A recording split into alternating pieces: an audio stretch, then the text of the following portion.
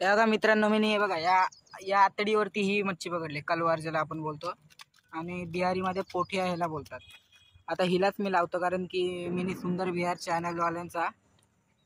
चॅनलवाल्यांना comment केलं तर ते बोलले की ही किती या साईजची पोठिया मछली गळाला लावून आहे ना वरच्यावरती फिरवायची, त्याने आपल्याला मोठमोठे डाकू म्हणजे मरळ फिश येत राहील. तर बघूया ह्याने काय भेटतं का आपल्याला. एकदम नॉर्मल घुसले तरी पण ही मरल कारण की हिला एक नाजूक असते.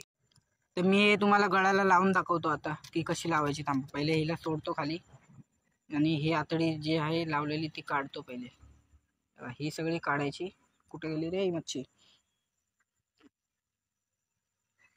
आहे का, ही मच्छी अशी घेतली, हिच्या बरोबर अशी वरच्या सेंटरला म्हणजे शेपटीच्या इथं ही लावायचं, गळ आपला लावायचा.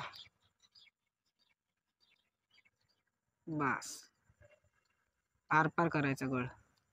बघा ही अशी पाण्यात हालत राहील, ज्याला आपली काय बोलतात त्याला डाकू म्हणजे मरळ अट्रॅक्ट होऊन येईल. तर बघूया आपण मच्छी भेटतं का नाही आपल्याला.